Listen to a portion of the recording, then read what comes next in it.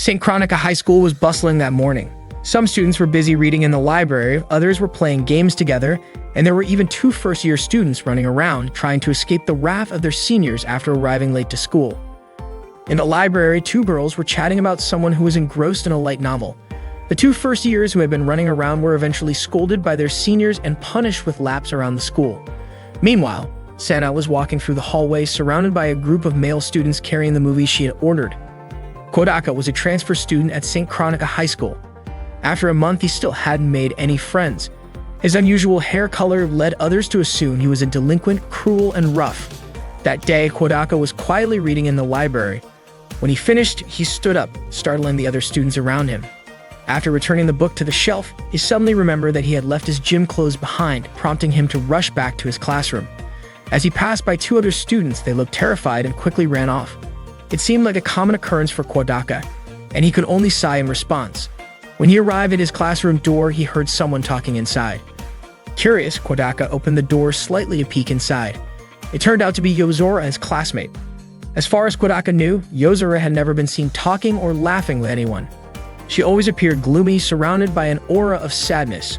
Strangely enough, she wasn't holding a phone, so Kodaka was confused about who she was talking to. Yozora seemed to be chatting with someone invisible during the sunset, which oddly resembled a scene from the light novel Kodaka had just read. In that story, after discovering a mysterious girl's secret, the protagonist was drawn into a battle against supernatural beings and eventually fell in love with her. Kodaka opened the door and stepped inside, surprising Yozora. She immediately reverted to her usual quiet and distant demeanor. Seeing her return to silence, Kodaka thought she looked rather cute when she smiled. Curious, he asked if Yozora could see ghosts or something similar. Yozora flatly denied the existence of ghosts. Kodaka pointed out that he had just seen her talking to someone. Yozora nonchalantly explained that she had been talking to her air friend. Confused, Kodaka asked what she meant by that. Yozora likened it to the concept of an air guitar, except in her case, it was an air friend. Kodaka questioned if she was really having a conversation as if someone else was there. Yozora insisted that her air friend named Tomo was genuinely present. She went on to talk about their time in middle school and a trip to an amusement park, mentioning how even a handsome teacher had confessed his love to them. Skeptical, Kodaka asked how much of her story was actually true. Yozora admitted that the middle school part was real, leading Kodaka to conclude that everything else was pure fiction. He had thought the amusement park story was genuine. Yozora remarked that going to an amusement park alone wouldn't be any fun. Kodaka was puzzled. Listening to Yozora's bizarre story felt pointless, but at the same time he felt like he should do something for her. Kodaka said he was sure Yozora could make real friends if she just tried talking to people, not just her air friend, but actual friends. Yozora responded that if it were that easy, she would have done it already. Kodaka understood how she felt. He knew what it was like to be alone as a transfer student. He mentioned that he'd been at the school for a month now, so he didn't really count as the new kid anymore. Yozora argued that someone like Kodaka had no right to lecture her about making friends when he himself had been at the school for a month without making a single friend. Shigen called him a lonely guy. Kodaka wasn't about to accept that insult from someone who had an air friend. Yozora insisted that Kodaka should make fun of Tomo, claiming that Tomo was sweet, smart, athletic, popular, kind, a great conversationalist, a good listener, and someone who would never betray her. Even though Yozora recognized how strange it sounded, she admitted she had no idea how to make friends. Curious, she asked if Kodaka had any friends at his previous school. Kodaka explained that he used to have friends who promised to keep in touch by messaging him. Yozora brushed it off, calling them one-sided friends. Then, out of the blue, she suggested that Kodaka could pay someone to be his friend.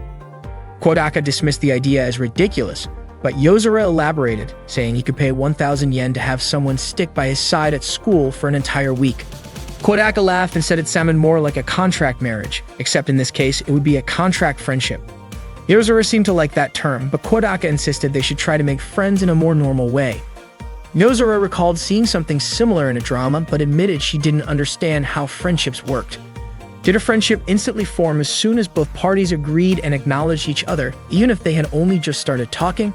And if they stopped talking after that, did it mean they were no longer friends? Kodaka confessed that he didn't really understand either. Yozora clarified that it wasn't like she needed a friend right away, she just didn't like being dismissed as a gloomy loner with no friends. Kodaka thought she had a point.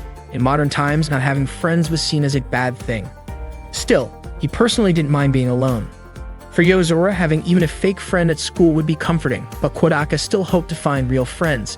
He suggested they join a club together, but Yozora immediately refused. It was already June of their second year, meaning the club members had likely formed close bonds, and joining late as a new member would be awkward. She pointed out that if a new member joined only to make friends without contributing or having any useful skills, no one would want to hang out with them. Kodaka understood. Someone like that could easily disrupt the existing dynamics of the group. Suddenly, Yozora's mood shifted, and she became excited as she remembered a particular club. Without explaining further, she quickly said goodbye and left. A month earlier, Kodaka had been in a similar position to Yozora. He, too, had an imaginary friend. It was his first day at St. Chronica High School in the city of Tuya, and he had arrived late after getting on the wrong bus. By the time he finally reached the school, he was already bracing himself for trouble. He sprinted down the hall, trying to reach his classroom as fast as he could. At that moment, Ms. Asada was giving a lecture at the front of the class. Out of breath and flustered, Kodaka burst into the room and introduced himself to her. His ragged breathing and chaotic entrance made him seem rude to the other students. To make matters worse, his blonde hair only reinforced the assumption that he was a delinquent. As Kodaka looked around the classroom, he noticed that everyone seemed afraid of him. He quickly sat down at his desk, and when he opened his bag, he realized that he had forgotten his textbook. A female student immediately slid her textbook toward him. She shifted her chair closer to the person next to her, and by that afternoon, rumors had already spread that Kodaka had stolen her textbook. Even though it had happened a month ago, Kodaka still couldn't shake it off. That evening, while he was cooking dinner, he remembered how Yozora called him by his first name. It had been a long time since anyone had called him by his first name instead of his last. The next day in class, Kodaka and Yozora studied as usual. But during the break, Yozora simply fell asleep at her desk, even while two students in front of her were chatting. She stayed asleep through it all. When class ended, Yozora suddenly invited Kodaka to come with her. The other students were surprised to see Yozora talking to Kodaka. As he followed her, Kodaka wondered why she had suddenly invited him. Yozora explained that she had submitted a proposal to create a new club. Since she couldn't fit into any existing clubs, she decided to make her own. Kodaka agreed that starting a new club meant that the relationships within it would begin from scratch. The club Yozora created was the Neighbors Club. According to her, the club was formed under the guidance of God to foster friendships and strengthen the bonds between students through sincere devotion, adapting to any situation to build character. Kodaka asked if the teachers would really approve of such nonsense. Yozora confidently explained that since the school emphasized service and devotion, anything could be justified if it was claimed to be God's will. Kodaka then asked what kind of activities the Neighbors Club would have. Yozora replied that their main activity would be to find friends and avoid the pitying looks people gave to those who had to create imaginary friends. By doing this, they could eventually find people they could call real friends. Kodaka hadn't thought about it that deeply, but he supported her and congratulated her on the idea. Yozora, however, was surprised that Kodaka was talking like an outsider, considering he was already a member of the club. It turned out that Yozora had registered Kodaka as a member without asking him. She invited him to start their first club activity. They headed to the church lounge, a room Yozora had received permission to use from their faculty advisor. Kodaka asked if their advisor could teach them how to make friends. Yozora quickly dismissed the idea, saying that their advisor, Sister Maria, also didn't have any friends. Kodaka was confused as to why Yozora would choose her as their club advisor. Yozora explained that she wasn't good at talking to people who seemed to have lots of friends. Yozora said their first goal was to recruit more members.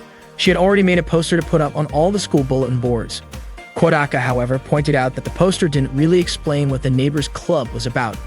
Yozora told him to read it diagonally, and when he did, he found that the poster contained a hidden message saying they were looking for friends. Kodaka thought her method was a bit over the top, but Yozora insisted that only people who genuinely wanted to make friends would be able to decipher the hidden message. As if that wasn't enough, she also drew an image inspired by a famous song depicting a person making 100 friends and eating onigiri on top of Mount Fuji. If the hidden message didn't work, Yozora believed the image would get the point across. With that settled, they began putting up their posters on the school's bulletin boards. Kodaka said he didn't want to be friends with someone so gloomy that they would actually respond to the message hidden in the poster. Yozora called Kodaka an idealist for thinking everyone has the same taste. Kodaka then said that Yozora was the real idealist. Yozora asked Kodaka to stop being so formal and just call her by her real name, Yozora. Kodaka felt awkward about calling her by her first name and asked if she had any nicknames. Yozora mentioned that she used to have one but wouldn't tell him. Kodaka was curious about why she was being so secretive. It turned out the nickname was only for her friends. Not long after, a girl became interested in the poster. Once they finished putting up the posters, they returned to the church lounge.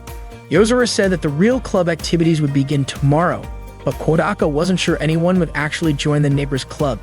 Suddenly, someone knocked on their door. Yozora said it seemed like they had already gotten a new member, which surprised Kodaka since they had just finished putting up the posters. Yozora opened the door, but as soon as she saw who it was, she quickly shut it and locked it. Kodaka was confused by her reaction, but Yozora casually suggested they start their club activities. Kodaka was bewildered, especially since the person at the door was a girl, which meant she could be a good friend for Yozora. Yozora laughed at Kodaka's comment, calling him a blonde thug. The knocking came again, and when Yozora opened the door, the girl complained about the door being locked when she wanted to join the club. Yozora immediately shut the door again, saying the girl was one of the popular kids who had no business joining their club.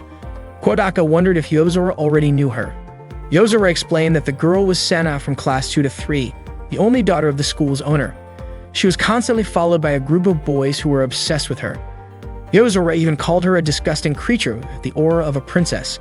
Aside from being beautiful, Sana was also athletic and academically brilliant. In fact, she had been at the top of every exam since last year. Yozora clearly dislikes Sana's popularity. Kodaka couldn't understand Yozora's way of thinking. Suddenly, Sana started banging on the window. Kodaka quickly opened it. Sana was annoyed at how Yozora had treated her, when all she wanted was to join the club. Yozora tried to shut the window again, saying she wouldn't allow Sana to join if she was just there to mock her. Sana insisted that she wasn't there to make fun of anyone. She had understood the hidden message in the poster. She knew that the club was trying to find real friends, and she admitted that she wanted friends too. Yozora finally allowed Sana to join. Sana proudly declared that she was perfect, smart, athletic, and beautiful, but to Yozora, she was just a walking milk sack. In response, Sana called Yozora a washboard because of her flat chest. The two of them began arguing over their chest sizes until Kodaka interrupted and asked if Sana really wanted to make friends. Sana confirmed that she did. Yozora pointed out that Sana was already surrounded by a bunch of boys. However, Sana dismissed them, saying she only saw them as doormats. What she really wanted were genuine friends, especially girls her age who could be her partners during cooking class or school trips. Other girls always told her to join the boys who hovered around her, which was why she was desperate to find real friends. Kodaka understood that when a girl is too pretty and popular, other girls tend to isolate her. Sana then told Kodaka to kneel down so she could step on him. Kodaka was baffled and asked why he should do that. Sana said that the boys in her class liked her, and she even suspected that maybe Kodaka wanted more than just friendship, calling him a pervert. Annoyed, Kodaka protested, saying he was not a pervert. Looking at the two of them, Kodaka commented that having the neighbors' club was a good thing since they could become friends. Upon hearing that, Yozora called Sana an object and said she would never consider her family, and Sana quickly fired back with the same sentiment.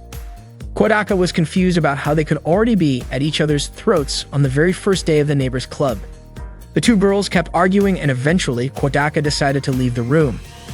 In his mind, he thought that the club's first official meeting with just the three of them seemed to go pretty well, all things considered.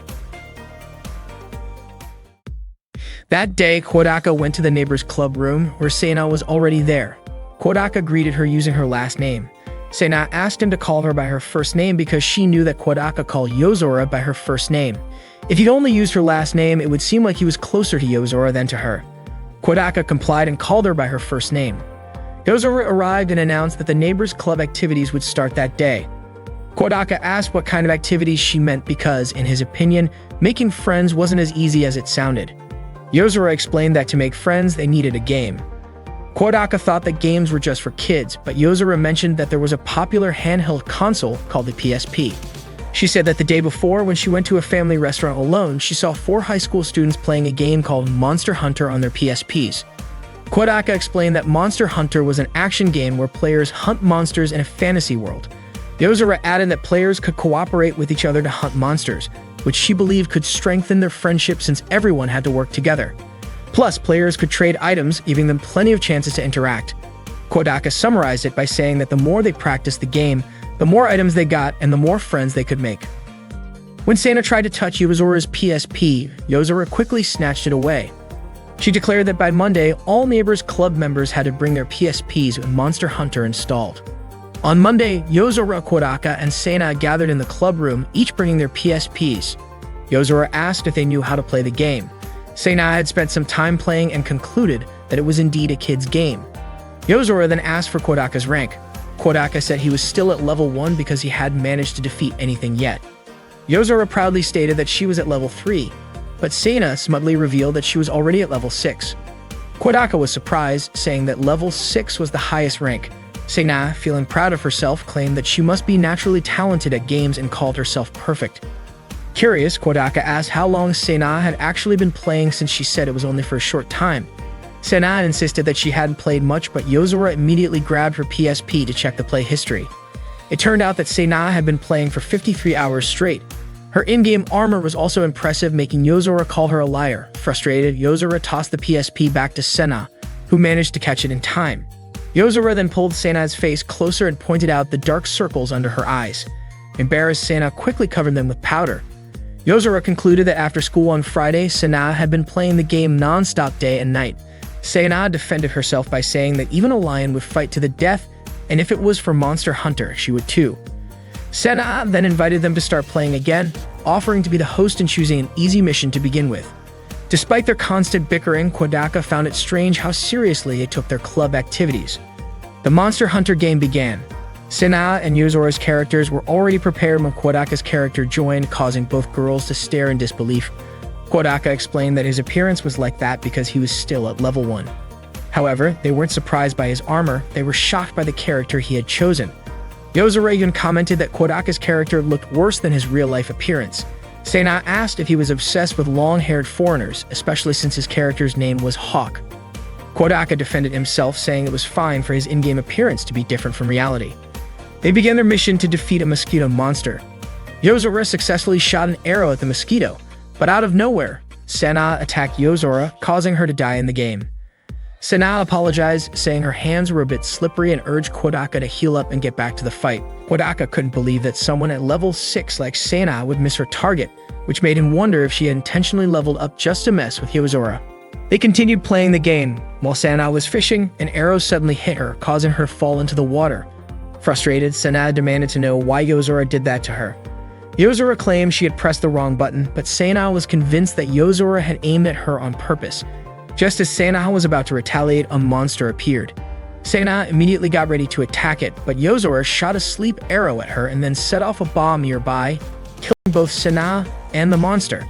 Yozora cheered, celebrating her victory, while Seina angrily asked why she did that. Yozora said she was trying to help but lost control, apologizing afterward. Seina, however, was sure Yozora had done it on purpose. Kodaka reminded them to work together seriously. Yozora promised to support Seina more in their next hunt, and Seina said she would do the same. With that, the real hunt began. Their next mission took place at a volcano.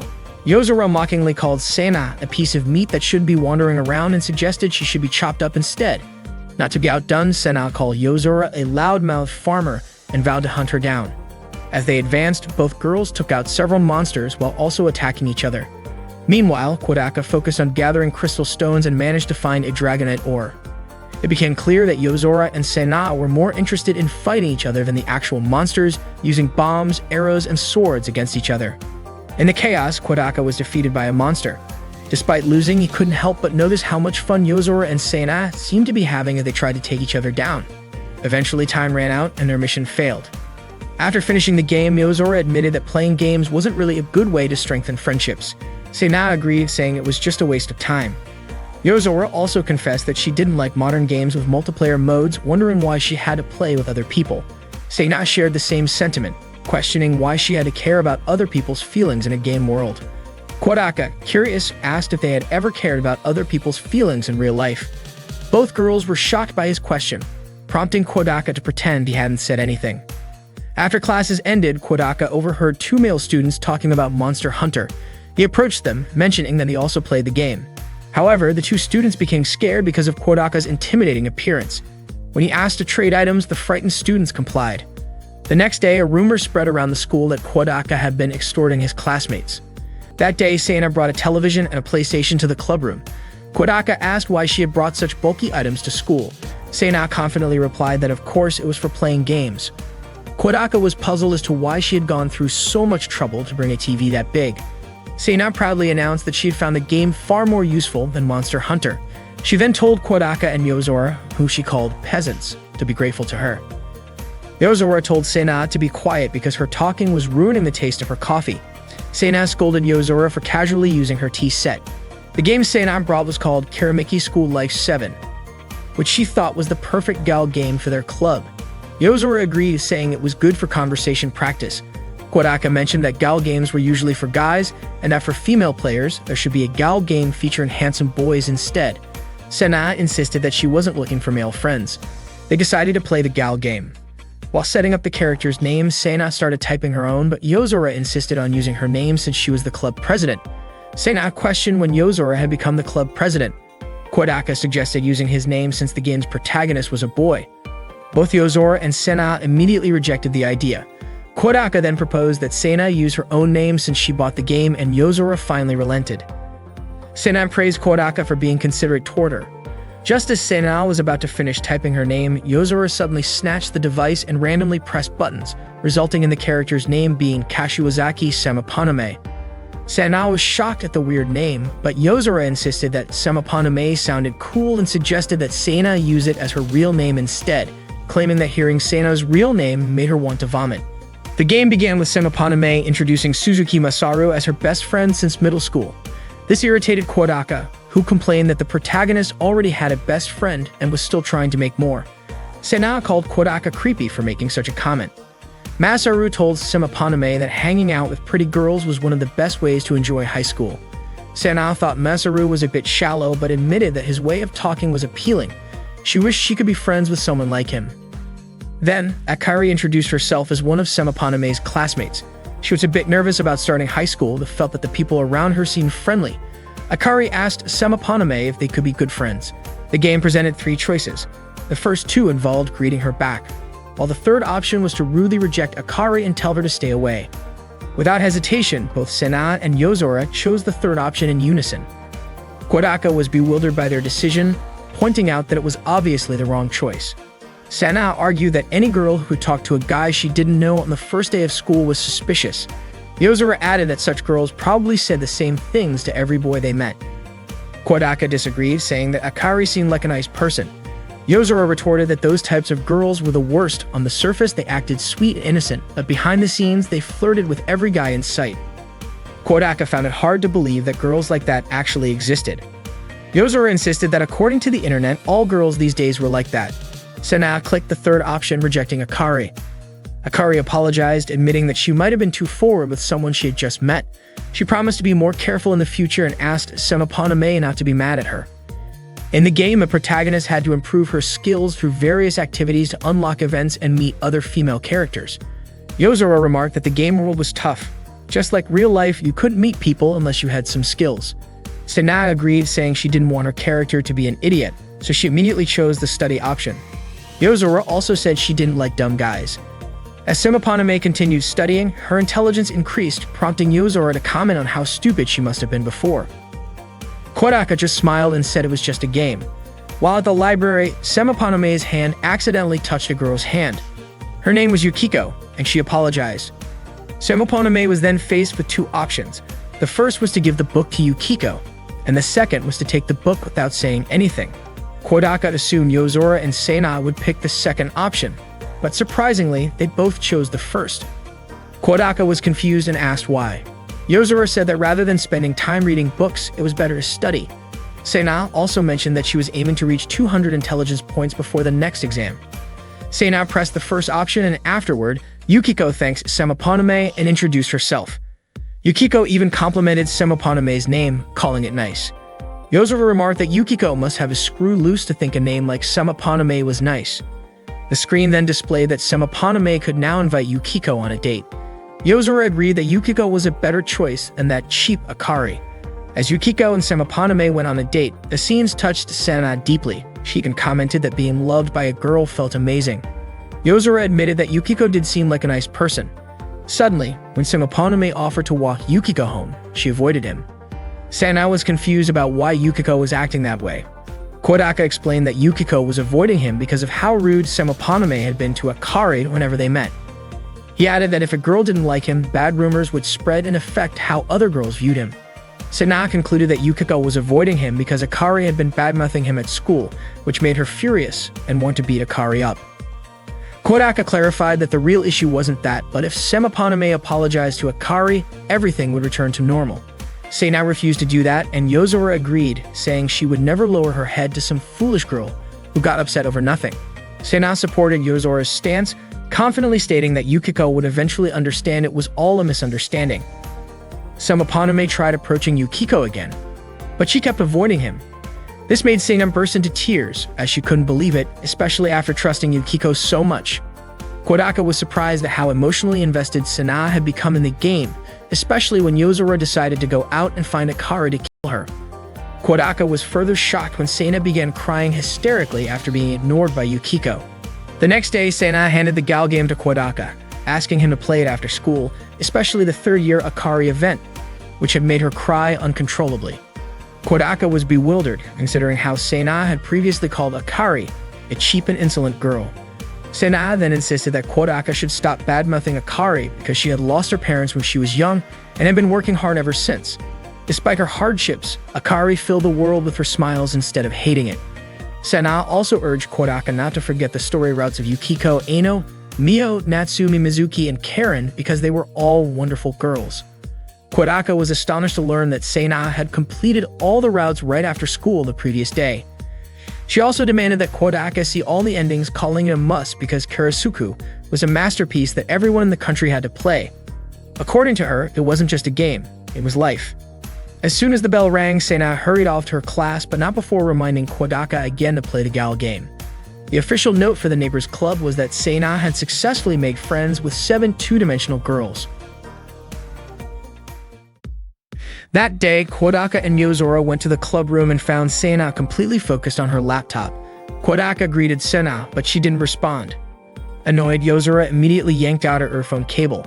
A female voice echoed from the laptop, sounding like a woman moaning in pleasure. Without hesitation, Yozora pinned Sena down and pulled her backward. It turned out Sena was watching an adult video on her laptop. Irritated, Sena quickly closed her laptop, wondering why Yozora would do that to her. Yozora scolded her, asking why she was doing something so perverted in that sacred place. Sena protested, asking Yozora not to misunderstand her. She explained that it was Sacred Blackstar, a popular Bisuyo game, a fantasy adventure full of emotions and love. The scene she was watching was the aftermath of a trial where the god Barnaval was defeated, and Lucas, the main character, confessed his love to Cecilia, the heroine, in a pure and sincere way. So according to Sena, there was nothing dirty about the scene at all. Kodaka pointed out that playing a Roge in the club room was inappropriate. Sena claimed she didn't know. She explained that at first she was just looking for another interesting game after finishing Karasuku, and since this game was trending, she asked her male friends to find it for her, which they happily did. Yozora, however, still called Sena a pervert. Frustrated, Sena asked if Yozora even listened to her explanation, but Yozora simply labeled her as a lewd, succubus-like maniac, a cheap girl, a real-life Dutch wife, and even a walking porn film. Yozora also warned Sena to stay away from her and not to touch her. Sena, still angry, questioned why Yozora was insulting her just because she was playing a game. She admitted that some of the game's dialogue was a bit much, but on the other hand, it carried a deep theme about identity that could put regular literature to shame. To her, the game was a masterpiece. Yozora, unimpressed, accused Sena of still enjoying dirty scenes and demanded that Sena just admit she was a pervert. Sena refused to admit it, arguing that she only wanted to feel closer to Cecilia, the female character in the game, and that her feelings for Cecilia were completely pure. She even urged Yozora to watch the scene herself to prove that it wasn't dirty. Sena claimed that Yozora simply couldn't see the scene as art without letting her dirty mind interfere. Challenging Sena, Yozora told her to read the scene out loud. If it was truly art, there should be no problem. Though embarrassed, Sena agreed but said reading a masterpiece aloud in front of others felt a bit humiliating. In response, Yozora offered to read a passage from her own novel aloud so Sena could hear it, but she doubted the game was art, calling it nothing more than a 10,000 yen Dutch wife simulator. Angered by Yozora insulting Cecilia, Sena accepted the challenge and began reading the scene Yozora found indecent. Blushing, she awkwardly read the part where Cecilia begged Lucas to pierce her with his sacred sword. Yozora demanded she read louder. Sena continued, trembling as she recited Cecilia's desperate pleas for Lucas to thrust his black, glowing sacred sword into her non-Barnaval. Sana's voice shook as she imitated Lucas, asking if Cecilia truly wanted his sacred sword, even calling her a so. Sana kept going, mimicking Cecilia's pleas for Lucas to thrust the sword into her womanhood. But when she reached the part where Lucas asked Cecilia to say the sword's true name, she refused to continue. Yozora, leaning in, whispered for her to keep reading, but Sana couldn't bring herself to do it. Overwhelmed, she ran out of the room, calling Yozora an idiot. After Sana left, Kodaka turned to Yozora, asking if she had gone too far. Yozora casually admitted that she had recorded Sana's voice while she was reading the game's dialogue and even planned to upload it online. Kodaka called Yozora heartless, but it turned out she was just joking. Yozora opened an art book and started reading because she had promised to read the artwork out loud. She read a quote from the book that said, "In the sorrow tainted by heavy and cold snowfall that day, and the sorrow tainted by the fiercely blowing wind that day." Hearing that quote, Kodaka immediately recognized it as the work of Nakahara Chuya, a Japanese poet from the Showa era. That afternoon, when Kodaka returned home, his younger sister, Kobato, told him that she had been waiting for him to bring her an offering. Kodaka understood that Kobato was hungry. She claimed that Kobato was just an alias and her real name was Rises V. Felicity Sumeragi, the ancestor of the Children of the Night. She said she was thirsty for blood and that if her offering did not arrive soon, disaster would befall her. Kodaka assured her that he was cooking for her. Not long after, the food was ready and Kodaka poured her a glass of tomato juice. Kobato immediately drank it, calling it refreshing blood. While they ate together, Kodaka reminded Kobato not to leave any onions on her plate and even fed her the onions himself. Kobato asked why her offerings had been arriving late recently. Kodaka explained that he couldn't come home early because of the club. She then asked which was more important, her, the club, or himself. Kodaka jokingly answered that the club was more important and asked if she would be willing to cook dinner for him. Kobato reminded him that their tomato juice supply was running low and Kodaka promised to buy more tomorrow. For the past year, Kobato had been obsessed with the anime Kuroge no Necromancer and had fully embraced one of the characters from that world. Their father had bought the house they currently lived in when Kodaka was born, but the family moved away 10 years ago because of his work. When their father was reassigned to work in America, Kodaka and Kobato decided to stay in Japan and move back into the house, although Kodaka couldn't remember much about his early years there. Kodaka took on the responsibilities of cooking meals and preparing the bath. The next day, in the neighbor's club room, Kodaka found himself thinking about how important the club was. With Yozora absent, Sana could play the Eroge Sacred Black Star in peace. Kodaka mentioned that Yozora had gone to buy a book that day. In the game Sana was playing, the characters were getting ready to go swimming. Curious, Sana asked if Kodaka could swim. Kodaka said he was decent at it, so Sana requested that he teach her because she had never learned how to swim. Kodaka agreed but wondered why she suddenly wanted to learn. It turned out that Natsume, a character in her Eroge, had invited her to go swimming at the beach. Sana then invited Kodaka to go to Ryu Land with her next Sunday, and he agreed. She made him promise not to tell Yozora that she couldn't swim. The following day, Sana didn't come to the club room because she was out shopping for a swimsuit. Yozora remarked that the club felt quieter without her around. Kodaka asked how the book Yozora had bought was, and she said it was good. When Sunday arrived, Kodaka met up with Sana at the bus stop. They got on the bus and headed to Ryu Land. Once they arrived, they quickly changed into their swimsuits.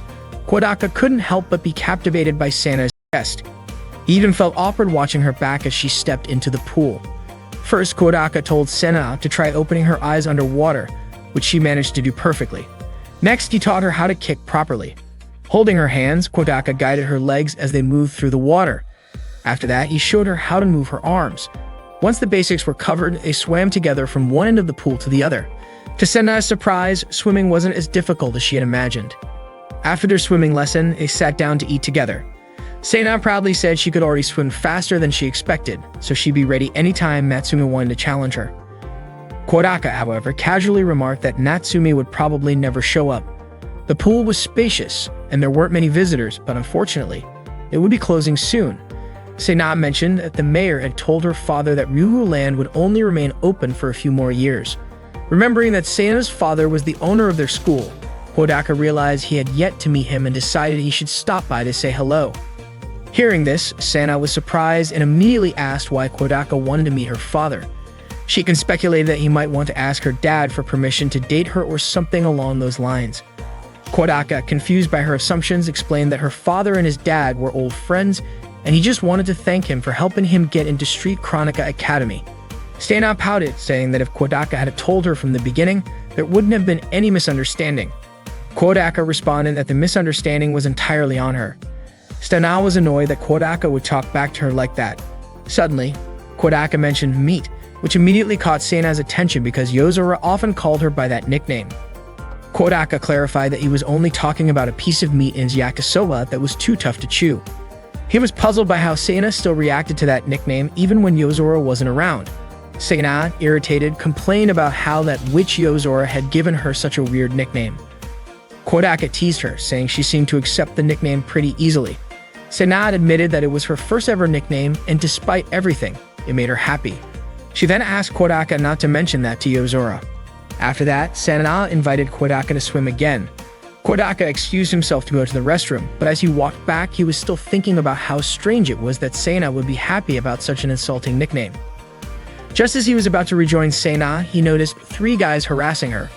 Sena tried to act tough and scolded them, but her trembling legs made it obvious that she was scared.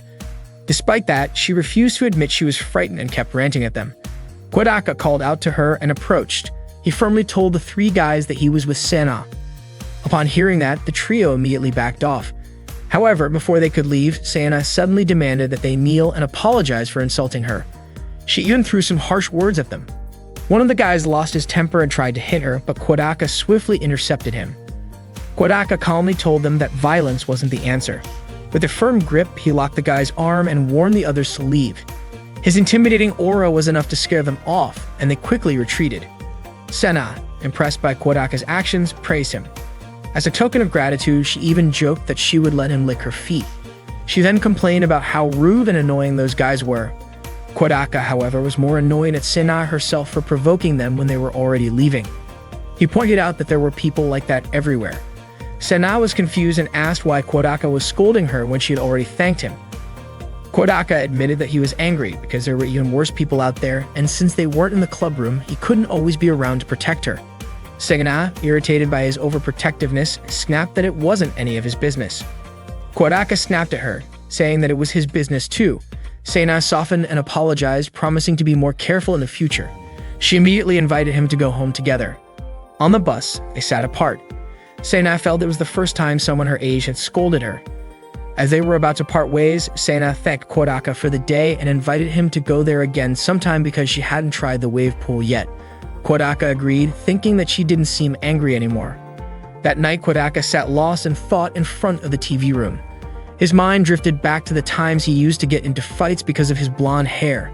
Not long after, Hobato suddenly ran out of the bathroom and clung to him, crying because the water in the bathtub had turned cold. When Kodaka was a child, he was bullied by some kids. One of the children shouted at them to stop picking on someone weaker. Kodaka immediately punched the kid and declared that he wasn't weak. The kid who tried to help him hit him back, and soon all the children started fighting, each trying to take Kodaka down. After that brawl, Kodaka and that kid began playing together. One day, the kid told Kodaka that his mother had said it was better to find one true friend who loves you 100 times more rather than trying to make 100 friends. And that as long as you have one person who truly cares, that is enough. Kodaka promised to love him 100 times more and said that he would always be his friend, even if he had to fight the whole world. Kodaka still remembered those words. At that moment, he had just woken up from a nap in the club room. Suddenly, Yozora's face appeared, looking awkward and embarrassed. They chatted briefly before Kodaka said goodbye and left. Kodaka couldn't help but wonder how his childhood friend was doing and whether he still lived in the same city. He even forgot what he used to call him. Kodaka suspected that his childhood friend might have already forgotten the moments they shared 10 years ago. It made him question whether lifelong friendships, where people genuinely care for each other, really exist. That day, like usual, as Kodaka walked toward the club room, he felt the other students giving him suspicious looks. But whenever he turned to face them, they would quickly avert their gazes. The students were intimidated by Kodaka's scary appearance, especially his blonde hair. When Kodaka opened the clubroom door, he saw a girl wearing a nurse's uniform sleeping in a chair. Yozora snapped a picture of Kodaka, claiming that he was bothering the little girl who was peacefully asleep. Sena immediately called Kodaka a lolicon, which he quickly denied. Yozora showed the picture she had just taken and asked if she should upload it to a website. Kodaka, Flustered, told Yozora not to create misunderstandings. Before long, the girl in the nurse's outfit woke up and was startled to see Yozora. Yozora greeted the girl, whose name was Maria, and welcomed her to the club room. Maria, still confused, exclaimed that the room was supposed to be her nap spot until Yozora came in, tricked her, and kicked her out. Kodaka asked if Maria and Yozora already knew each other. Yozora explained that Maria was the official advisor for the neighbor's club. Both Sana and Kodaka were shocked to find out that the little girl was their club advisor. Maria insisted that Kodaka should not treat her like a kid because she was a legitimate teacher at the school. However, it turned out that Maria was indeed a child, as she was only 10 years old. Sana then asked Maria what she meant by saying Yozora tricked and kicked her out. Maria recounted that Yozora barged into her room, slapped her on the right cheek, and quoted a Bible verse. If someone slaps you on the right cheek, offer them the other cheek as well. After that, Yozora slapped Maria's other cheek, causing her pain. Yozora then declared another fake Bible verse. If someone slaps your right cheek, give them your room, and took over her space. After signing the club's approval documents, Maria later realized that those verses were not in any scripture. Furious, she called Yozora a liar, a thief, and even filth. Kodaka remarked that Maria was too easy to deceive. Maria admitted that she was afraid Yozora would slap her again if she refused her demands. Trying to ease the tension, Kodaka introduced himself to Maria as a club member. Maria quickly labeled Kodaka and Sena as Yozora's underlings. Sena was outraged at being called an underling to that thing, and Yozora agreed, saying that Meat was not even a real member of the club. Sena angrily protested that she was an official member. Maria insisted that the room belonged to her and that she had no intention of advising a club that was none of her business. She even ordered everyone to leave her room immediately. Yozora, unimpressed, remarked that Maria clearly couldn't handle pressure and that it was impossible for a child to oversee a club. She added that only adults could take responsibility for their actions. Maria, not backing down, shouted that she was a grown-up. However, Yozora dismissed her claims, saying she had expected Maria to be a genius nun capable of managing the club, but had overestimated her. Maria yelled back, insisting that she was an adult and that supervising the club was as easy as a walk in the park. Yozora, still unconvinced, asked if Maria was willing to continue being the club's advisor. If she was, Yozora demanded that Maria beg her for the position. Reluctantly, Maria bowed and pleaded with Yozora to let her be the club's advisor. But Yozora didn't stop there. She also forced Maria to swear to God that the club room could be used freely for neighbors' club activities. To make matters worse, Yozora threatened that if Maria ever left the club, she would strip her naked, take pictures, and post them online. Shockingly, Maria agreed to all of Yozora's terms.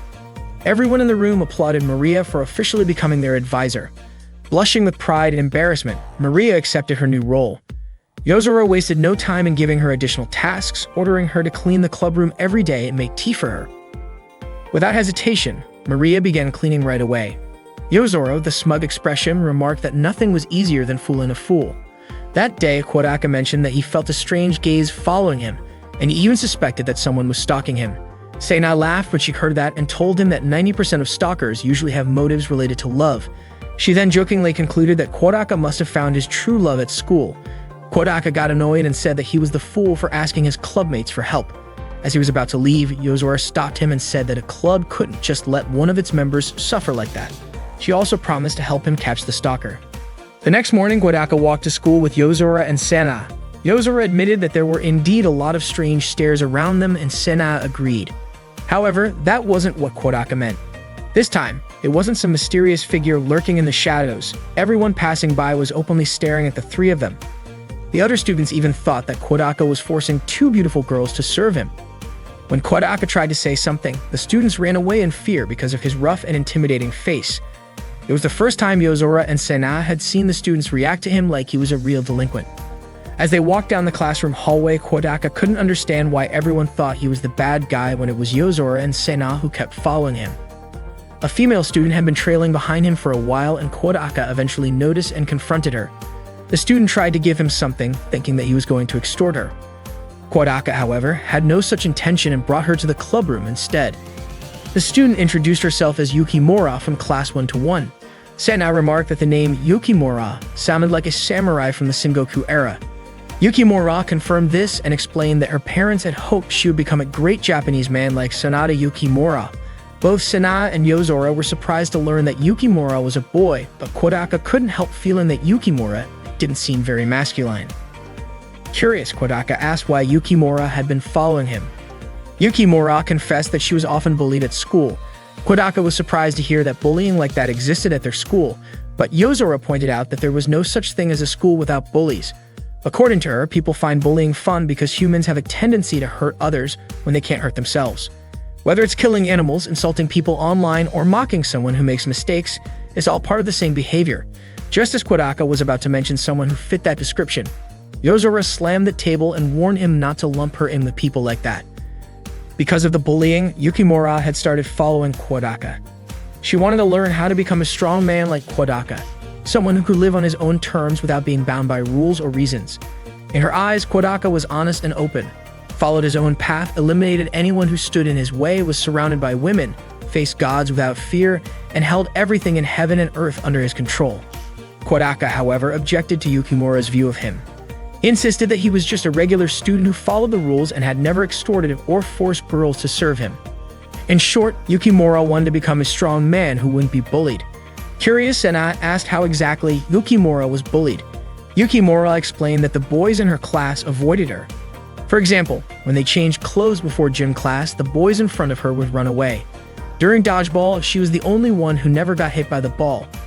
Yozora sympathized with her situation, suggesting that Yukimura was bullied because she appeared too feminine. If she looked more masculine, the bullying would probably stop. Yozora praised Yukimura's determination to stand up against injustice. She allowed Yukimura to learn how to be more manly alongside Kodaka, but mentioned that Kodaka was already busy with the neighbor's club activities. Yozora then persuaded Yukimura to join the club, and Yukimura agreed. Seeing how Yozora convinced Yukimura so easily, Sena became annoyed because her own recruitment had been much less accommodating. Yozora told Kodaka to treat Yukimura as his subordinate, suggesting that doing so would make him a true delinquent.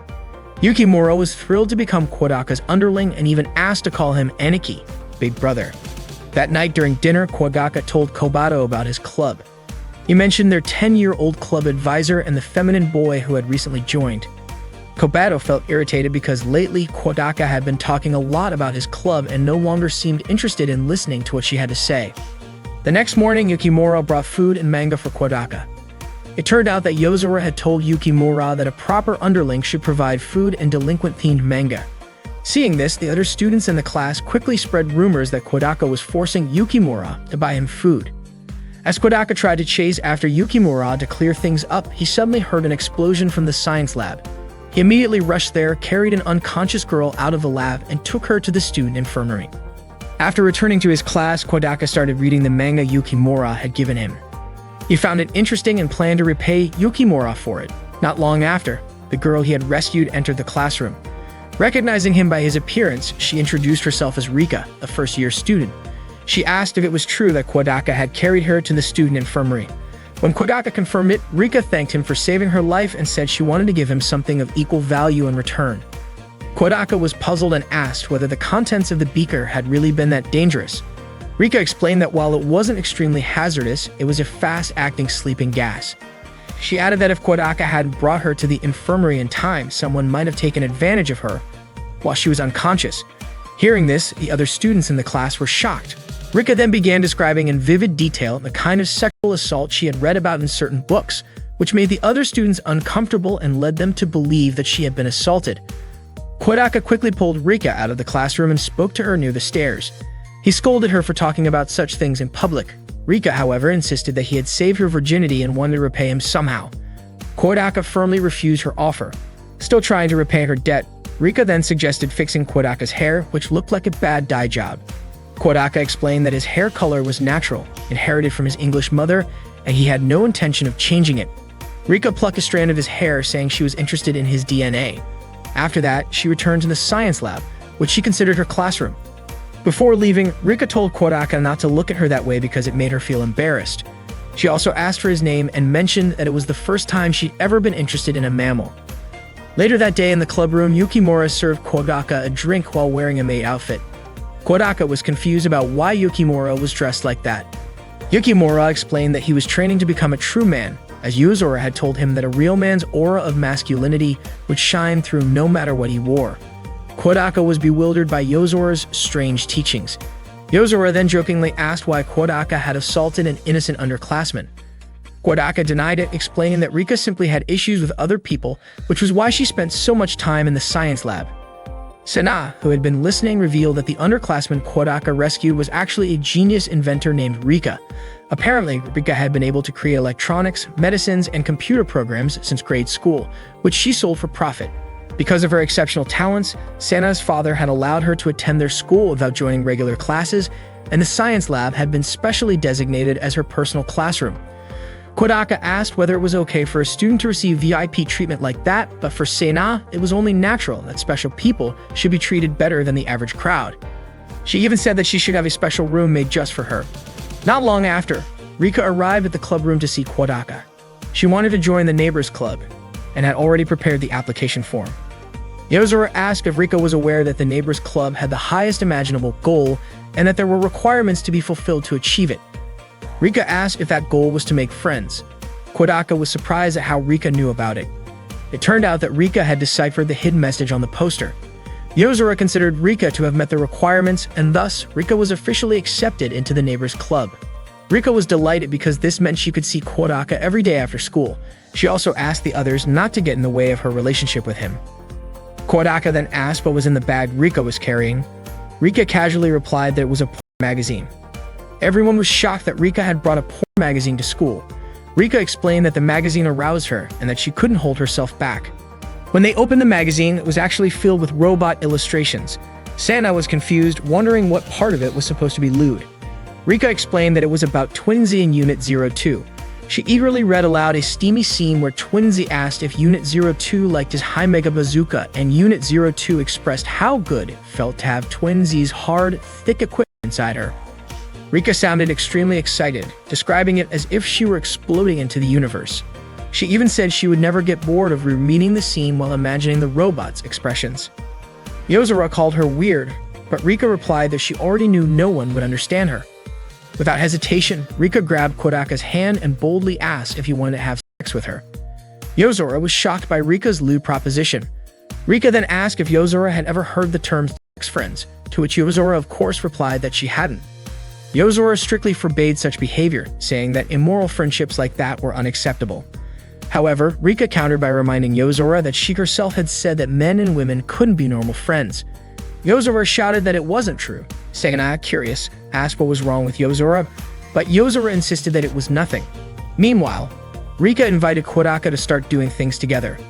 Suddenly, Yukimura felt a burning sensation in her chest as she watched Kodaka and Rika's closeness. Yozora regretted that everything had gone awry because of a single piece of paper on her poster. Sena, on the other hand, seemed displeased with how quickly Rika had attached herself to Kodaka.